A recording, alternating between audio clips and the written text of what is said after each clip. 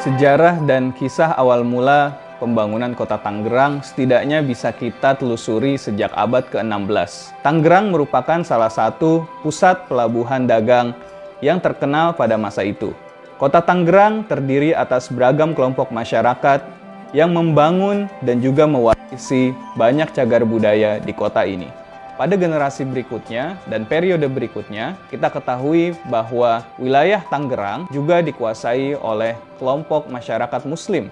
Kekuasaan Arya kemudian membentuk wilayah Pasar Lama menjadi pusat perekonomian dan pusat pertukaran nilai sosial budaya, di mana beragam kelompok masyarakat berinteraksi satu sama lain dalam harmoni dan juga kerukunan antar umat beragama. Disitulah dibangun sebuah kampung bernama Kampung Kalipasir yang menjadi titik petilasan sekaligus juga merupakan tempat tinggal kaum Arya yang mewariskan riwayat kearyaan hingga hari ini. Di kampung ini juga masih berdiri kokoh sebuah masjid bernama Masjid Jami Kalipasir yang merupakan bukti daripada eksistensi kehidupan umat Islam di kota Tangerang. Masjid ini juga disebut sebagai salah satu masjid tertua di kota Tangerang, di mana masjid ini juga memiliki sebuah area komplek makam yang terdiri atas nisan-nisan batu kuno yang menunjukkan nama-nama dan juga tokoh-tokoh penting yang berpengaruh dalam penyebaran agama Islam di kota Tangerang.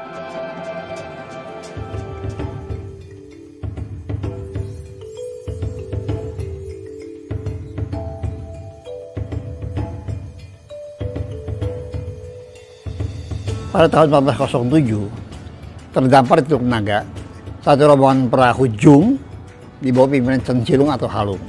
Dia udah ada namanya pasar lama, udah ada tuh. Cuma kelenteng belum ada. Nah kemudian di Teluk Naga itu ada penguasa namanya Sang Hyang Anggalarang dari Kerajaan Pajajaran. Menurut sebagai oligarki syarikat disunting oleh prajurit Anggalarang dengan kompensasi sebidang tanah. Ini menurut kitab Tinalayang Parayang atau Bapak Tanah Sunda. Nah, sesuai daerah mereka membuka lahan kemari. Jadi dari Teluk Naga, kemarin itu naik perahu. Ya banyak yang orang terlihat di jalan, karena tanah masih kosong kan. Ya mampir, bikin pertanian, mampir itu sampai ya banyak dari itu terjadi. Nah apa terdapatnya itu dia Pasar Lama, Pasar Baru, dan Serpong. Karena 3 kelenteng tua. Itu Bun Tekbio 1684, Bun Sanbio 1689, Bun Haibio 1694. Arti filosofis 3 kelenteng ini adalah kebajikan setinggi gunung dan seluas lautan. Dan secara feng shui atau hong shui, posisi Bun Tekbio itu bersandar pada gunung memandang lautan. Dan saya perlu ceritakan juga kenapa disebut Cina Benteng. Tahun 1683, Belanda membuat bentengan dari belakang Robinson sampai ke Masjid Agung yang di Pasar Lama nih. Itu tempatnya hanya sungai. Jadi sebelah ada kawasan Banten, sini kawasan Belanda. Tujuannya untuk menahan serangan dari Sultan Banten. Nah karena di sekitar benteng itu banyak orang-orang yang tinggal, maka sebut Cina Benteng. Dari Benteng Makassar sampai ke Babakan ujung sebutnya Cina Benteng. Misalnya dari Sewan nih, mau ke Pasar Lama, maunya ke Benteng. Dari pintu air, mau ke Pasar Lama, sebutnya ke Benteng. Kampung Melayu begitu juga, Curug begitu juga. Tapi saya udah kaprah, seluruh Tangerang Raya, yang maksudnya Tionghoa, aku Cina Benteng.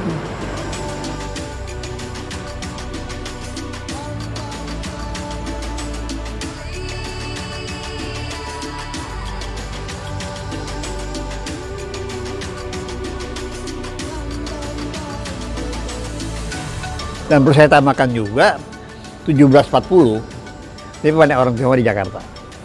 Ya bisa dilihat bukunya Geger Pecinan, ya kan? Nah kalau yang lari ke daerah Tangerang itu banyak. Pondok Aren, Pondok Pinang, Pondok Cabe, Pondok Jagung, sama Tegal Pasir. Mereka menaikkan diri. Maka kalau lihat di Pondok Jagung banyak orang Tionghoa di belakang itu nggak usah heran. Sisa 1740. Pondok Cabai begitu juga. Jadi kalau orang mengatakan itu ditampakkan oleh Belanda itu keliru. Orang ketemu bayi dibantai kok. Nah kalau misalnya yang ke Jawa, yang dipimpin oleh Kapitan So Panjang, orang sini nggak bisa sebutnya So Panjang, jadi Kapitan Sepanjang. Itu dari perang besar antara orang Tionghoa dengan orang Jawa bersekutu melawan orang Belanda. Sampai 1743. Sampai dia larinya ke Bali, meninggal di Bali.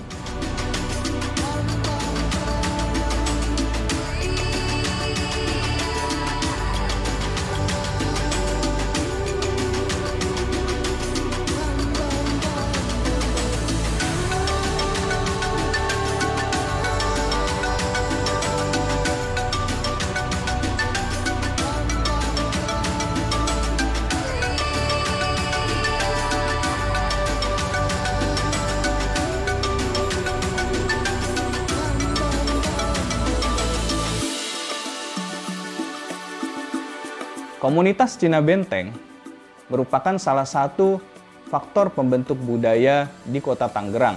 Beberapa warisan sejarah dan budaya yang Kota Tangerang miliki tidak hanya berasal dari komunitas Cina Benteng atau komunitas Sunda Muslim di Tangerang, tetapi juga banyak warisan budaya yang dihasilkan dari pembangunan oleh pemerintah kolonial maupun maskapai dagang VOC. Salah satu struktur tertua yang masih eksis hingga hari ini adalah sebuah struktur yang disebut sebagai Pintu Hek yang berada di Kebun Besar Batu Ceper. Pintu ini sebenarnya merupakan sebuah tiang yang memagari sebuah lingkungan rumah yang besar. Rumah tersebut biasa dikenal sebagai rumah land house atau rumah pekarangan, tempat para pejabat tinggi VOC maupun Hindia Belanda.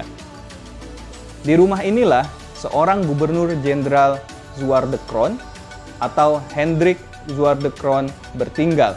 Selain ditinggali oleh pejabat tinggi VOC, Tangerang sebagai wilayah pinggiran dari kota Batavia juga dikenal sebagai tempat yang nyaman untuk dihuni oleh beragam kelompok masyarakat. Dalam kebijakan politik etis Hindia Belanda pada awal abad ke-20, pemerintah Hindia Belanda juga membangun beberapa fasilitas infrastruktur yang berfungsi untuk menunjang kebutuhan irigasi di Kota Tangerang. Antara lain yang kita kenal saat ini sebagai Pintu Air 10, Bendungan Sewan, Kanal Mukervaart. Pintu Air 10 dibangun pada tahun 1928 hingga 1936, di mana pintu air ini adalah salah satu struktur pintu air terbesar di Pulau Jawa. Pembangunan yang ada di Kota Tangerang pada masa kolonial berfokus pada bagaimana menunjang kebutuhan-kebutuhan ekonomi, transmigrasi, irigasi, dan juga stasiun Tangerang pada tahun 1899.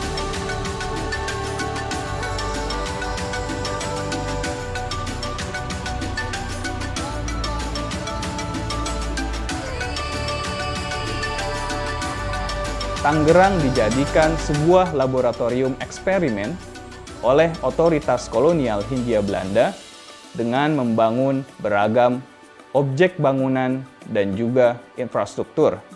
Antara lain, seperti halnya lembaga pemasyarakatan atau lapas di beberapa tempat di kota ini.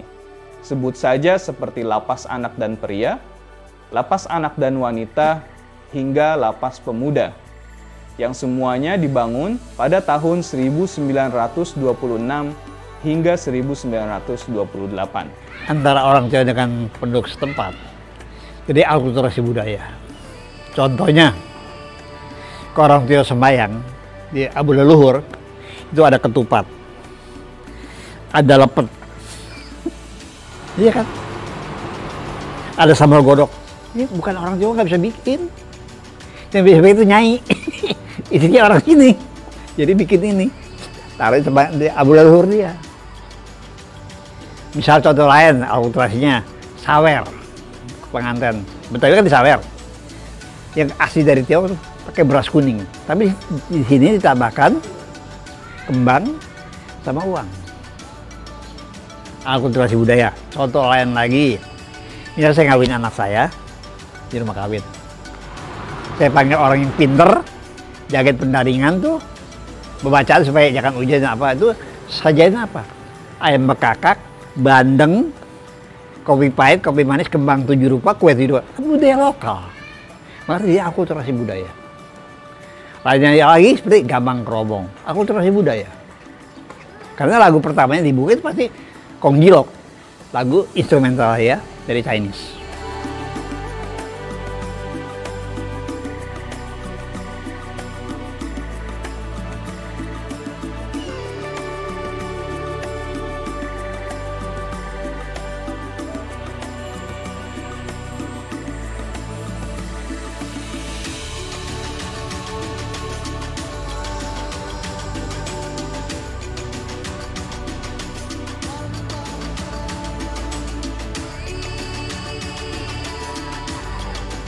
Kota Tangerang ini adalah salah satu kota yang paling pertama kali merespon adanya kebijakan cagar budaya di Indonesia, yaitu sejak munculnya Undang-Undang Nomor 11 Tahun 2010 tentang cagar budaya, yang mana setelah itu Kota Tangerang kemudian mengeluarkan surat keputusan wali kota yang menetapkan 9 objek cagar budaya di kota ini.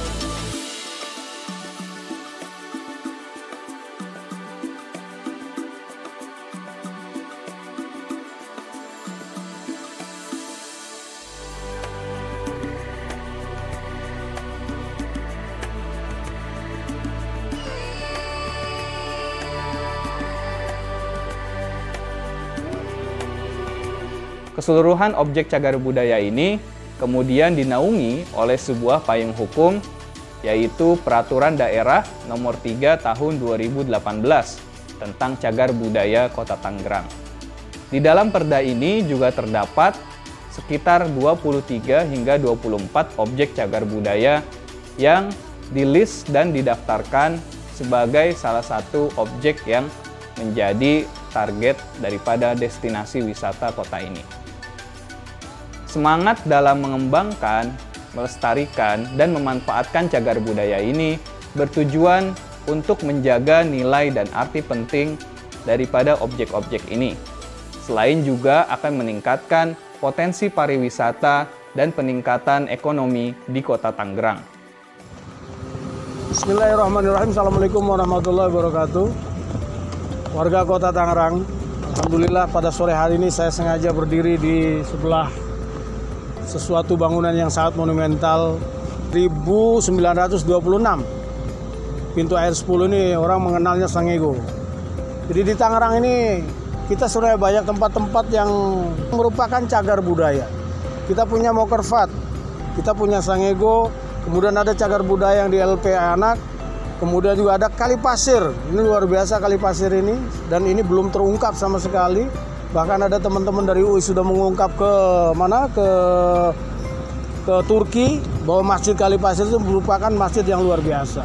Ada tarikan antara Turki dengan Tangerang sebenarnya. Nah, kemudian ada juga makam-makam para wali, makam-makam para pencerah tentang keagamaan di Kota Tangerang ini. Bukan hanya dari komunitas Muslim. Pintu Sangego ini merupakan saksi juga arus perdagangan antara Serpong sampai dengan Tangerang ini, mereka berlabuhnya di sini. Yang mau ke Batavia mereka harus melanjutkan di arah Mokervat. Banyak sekali yang ada di Kota Tangerang, tetapi sampai sekarang belum tereksplor. Oleh karena itu, buat masyarakat Kota Tangerang, Anda tetap harus bangga kepada Tangerang kota ini, karena kita punya kebudayaan, punya tempat-tempat yang memang bersejarah, tempat-tempat yang mesti kita lestarikan dan kita bangun secara keseluruhan untuk bersama-sama. Bukan hanya kami dari pemerintah, tetapi seluruh warga masyarakat Kota Tangerang harus punya pikiran yang sama. Ada pintu hek di Kecamatan Batu Ceper, ada Masjid 1000, pintu 1000 yang ada di Kecamatan Priuk. Banyak hal yang memang yang perlu kita coba eksplor di Kota Tangerang ini. Mari kita terus berkreativitas dalam posisi pandemi COVID ini. COVID bukan merupakan bala, tetapi COVID merupakan tantangan buat kita bagaimana kita melakukan kreativitas sebagai anak bangsa Indonesia menuju yang raya-raya.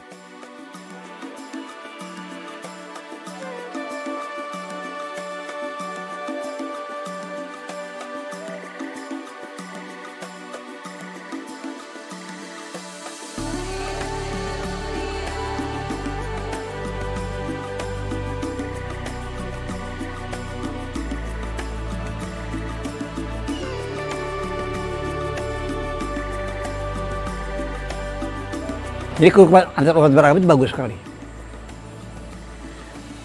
Lain dengan daerah lain saya kira. Tangerang itu memang punya kekhasan yang tersendiri lah. Berarti keunikan Tangerang adalah Ya maka kenapa peneliti datang kemari? Bagaimana sih Cina Benteng? Orang Cina Benteng itu sudah tidak mengerti bahasa Mandarin, termasuk saya. Tidak mengerti bahasa Mandarin. Tapi budaya saya masih pertahankan. Misalnya contoh, Imlek. Dia orang Buddha, dia orang Muslim, dia orang Katolik, orang Kristen, orang Hindu, orang Tao. Mereka merayakan Imlek itu secara budaya. Yang merayakan Imlek secara agamis hanya orang Konghucu. Karena mereka sebagai Chinese, ya Imlek, atau baru dia lah, silakan aja. Jadi ada pelebaran makna budaya jadi. Iya, kalau mereka merayakan secara budaya, ya kalau orang Konghucu, orang Imlek itu secara agamis. Karena dalam Konghucu itu ada, jadi menyambut Imlek itu, kita punya kesempatan baru, punya harapan baru, punya perjuangan kita yang baru. Supaya kehidupan kita yang akan datang itu lebih baik lagi, dan lebih baik lagi.